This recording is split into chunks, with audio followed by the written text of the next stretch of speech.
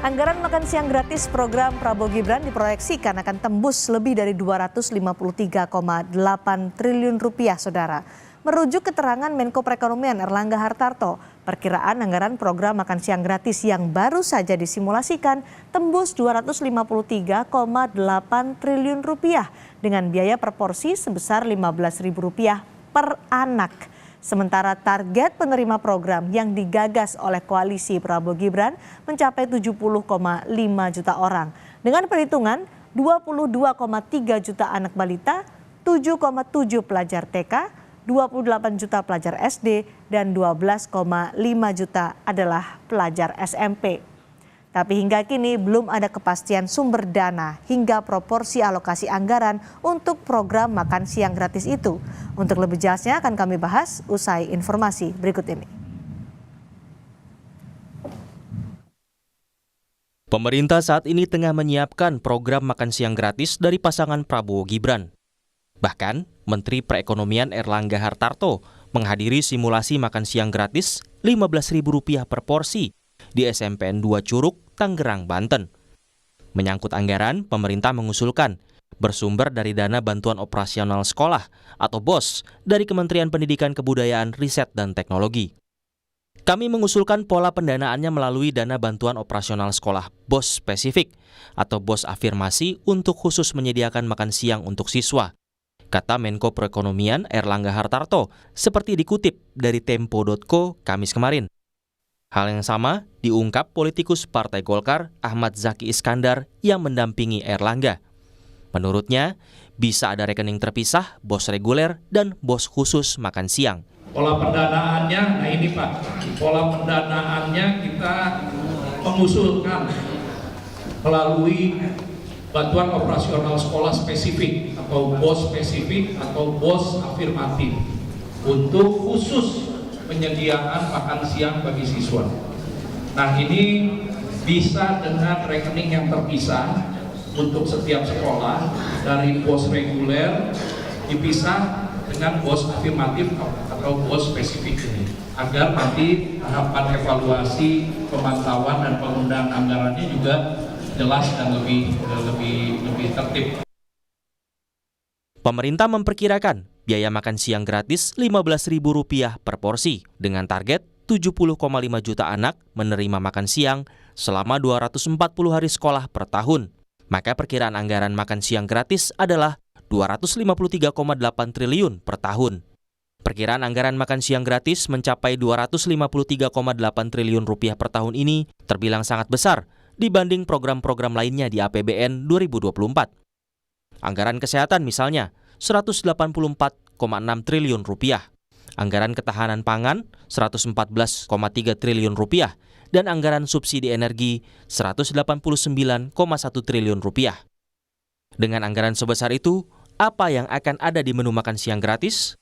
Simulasi program makan siang gratis yang dilaksanakan di SMP Negeri 2 Curug, Tangerang menyiapkan 160 porsi dengan harga per porsi makanan senilai Rp15.000.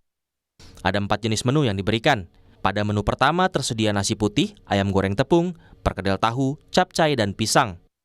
Lalu menu kedua ada nasi putih dengan lauk, semur telur, tempe goreng, tumis buncis wortel, dan buah pisang. Pada menu ketiga ada gado-gado, tahu goreng, telur rebus, dan pisang. Di menu terakhir ada siomay dengan kentang rebus, telur, tahu kukus, kol, serta diberikan buah pisang. Calon Wakil Presiden Gibran Rakabuming Raka menyebut program makan siang gratis telah diuji coba. Jika ada usulan, maka akan dievaluasi untuk mencari skema pembiayaan yang tepat. Ini kan kita uji coba dulu, kita evaluasi bersama murid-murid, orang tua murid, guru, kepala sekolah, dan lain-lain. Ya nanti kalau ada masukan, ada evaluasi, ya pasti akan diperbaiki lagi skema-skema yang ada sekarang. Gitu deh. Berarti untuk sekarang saya fokus dengan pekerjaan yang di Solo dulu, J. Gitu, J. Berarti soal dana BOS tadi belum tentu ya, Mas? Belum pasti. Saya bilang itu tadi loh. Untuk sekarang saya fokus dengan pekerjaan-pekerjaan yang ada di Solo dulu. Ini ya. Ekonom Institute for Development of Economics and Finance, Esther Sri Astuti menyebut agar tidak membebani keuangan negara terlalu besar, Maka anggaran makan siang gratis harus diupayakan dari berbagai sumber, misalnya dari CSR perusahaan swasta. Cukup bisa dijalankan ya, namun di tiap daerah mungkin harus ada adjustment ya, karena kan living cost di tiap daerah juga berbeda. Mungkin di Jakarta, Jabodetabek itu lebih tinggi ya harganya, sementara di tempat di daerah yang lain mungkin lebih murah. Program makan siang gratis merupakan salah satu program Capres-Cawapres Prabowo Gibran. Namun pemerintah saat ini ikut mencari skema pembiayaan yang tepat agar tak membebani keuangan negara. Tim Liputan, Kompas TV. Pemerintah mengusulkan penggunaan dana bantuan operasional sekolah atau dana BOS untuk membiayai program makan siang gratis jika Capres-Cawapres Prabowo Gibran terpilih. Kita akan membahasnya dengan Wakil Ketua Komisi 10 DPR RI Hetifah Syafuddian dan Wakil Direktur Indef Eko Listianto. Selamat sore Bu Hetifah. Pak Eko. Sore Mbak Cindy, sore Mas Eko. Hai, terima kasih sudah bergabung. Bu Hetifah, menurut Anda apakah tepat menggunakan dana BOS untuk pembiayaan program makan siang gratis? Jadi dana BOS ini adalah satu skema ya, skema bantuan atau dana transfer dari pemerintah yang langsung diberikan ke sekolah.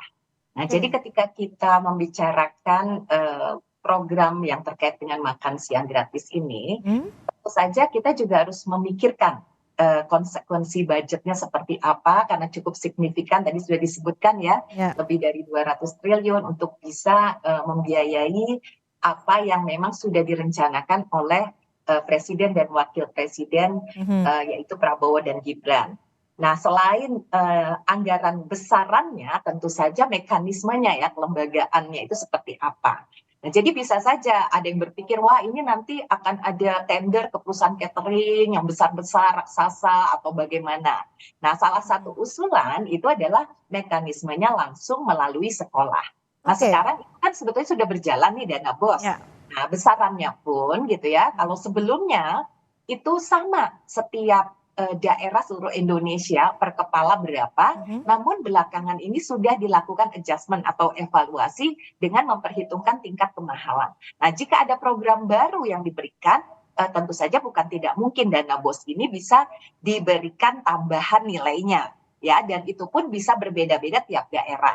Hanya yang penting gitu bahwa di sini sekolah yang lebih bertanggung jawab untuk kita melaksanakannya. Tadi besaran dana BOS yang diterima oleh setiap sekolah kan memang bervariasi dari tingkatan sekolah, dari daerahnya masing-masing. Tapi ada simulasi yang kemarin dilakukan oleh Menko Erlangga Hartarto, makan siang gratis itu per porsi Rp15.000 per anak. Cukupkah dana BOS yang dimiliki oleh sekolah untuk membiayai makan siang gratis ini? Sementara mereka juga masih harus mengeluarkan dana untuk biaya operasional sekolah seperti kebutuhan belajar mengajar, buku, listrik, dan fasilitas mengajar lainnya. Ya, jadi kalau menggunakan dana BOS yang existing, mungkin bisa jadi akan mengganggu beberapa prioritas yang sudah dialokasikan sebelumnya, ya kan? Jadi tentu saja kalau 15.000 dialokasikan untuk makan, dikali sekian hari, katakanlah 200 hari dalam 1 tahun, tentu saja akan mempengaruhi alokasi dana BOS yang ada sekarang. Nah, oleh sebab itu, menurut pandangan kami tentu saja perlu simulasi ini ya untuk bisa kemudian juga memperhitungkan bagaimana kalau memang melalui dana BOS-nya harus ditambah berapa. Jadi ya, kalau tidak cukup ada kemungkinan untuk ditambah ya. Harus ditambah. Baik. Pak Eko, menurut Anda tepatkah pembiayaan makan siang gratis ini menggunakan dana BOS? Ya, kalau secara istilahnya pipeline anggaran memang ada alasannya begitu ya. Jadi karena itu langsung kepada sekolah begitu. Nah, tetapi kalau saya lihat ya sebetulnya kan oke lah nanti misalkan ini nanti hasil realcon dari KPU memang memutuskan begitu ya Pak Prabowo dan Pak Gibran jadi presiden dan wakil presiden selanjutnya begitu. Nah, program ini kan memang sangat ikonik begitu ya, sangat mengena di masyarakat. Cuma menurut saya ya harus dikaji secara mendalam juga begitu karena begini, kalau kita lihat sebetulnya walaupun ini nanti langsung bisa ke sekolah, tapi juga sebetulnya beban guru ya, kepala sekolah pada hari ini itu kan sudah banyak sekali begitu. Nah, kalau kemudian dibebani lagi dengan tanggung jawab untuk makan siang gratis ini, tentu saja ini juga akan menimbulkan katakanlah konsekuensi kelembagaan ini ya, tantangan kelembagaan yang baru begitu. Walaupun di sisi lain mungkin yang terdekat dengan sekolah ya guru-guru itu ya memang katakanlah lebih dekat ya begitu. Artinya kalau kita pakai dinas-dinas mungkin juga ada problem kelembagaan lain begitu. Tapi ya ini salah satunya memang challenge-nya itu adalah bagaimana nanti melaksanakan tapi tidak kemudian atau mengurangi atau menggeser beban mereka yang tadinya harus memberikan asupan ilmu ya kepada siswa begitu berubah menjadi asupan gizi ya, mikirin gizinya juga harus tercukupi semacam itu gitu.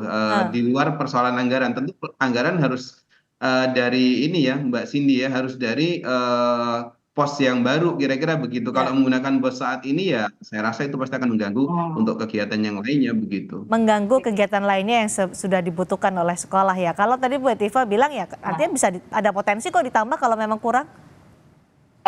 Sebentar ke Pak Eko dulu. Tahan dulu Bu Etiva. Ya, potensi ada ya, tapi memang yang memungkinkan itu memang melakukan reposisi atau realokasi anggaran ya, karena kalau kita lihat secara ini ya keseluruhan ruang fiskal kita sebetulnya untuk belanja-belanja di luar mandatori dan belanja terikat itu porsinya sudah kecil ya, di bawah 30%. Ini yang mungkin nanti akan diotak-atik oleh pemerintah ke depan bagaimana kemudian bisa menjadi sebuah anggaran yang bisa menopang dari upaya kebijakan makan siang gratis ini begitu. Tetapi itu juga nggak mungkin dipakai semuanya ya. Misalkan 26% kan sekitar 800-an T, tapi kan nggak semuanya bisa ke situ juga karena sebetulnya itu sudah ada posnya juga begitu. Jika nanti pengumuman KPU menyebutkan bahwa Prabowo Gibran memenangi Pilpres 2024, kemudian direalisasikanlah program ini, apakah bebannya bagi anggaran akan seperti apa Pak Eko? Ya kalau tidak katakanlah melakukan realokasi ya atau mengefisienkan anggaran tertentu tentu akan membebani begitu. Cuma concern saya adalah jangan sampai kemudian program ini kemudian melebarkan defisit kita ya.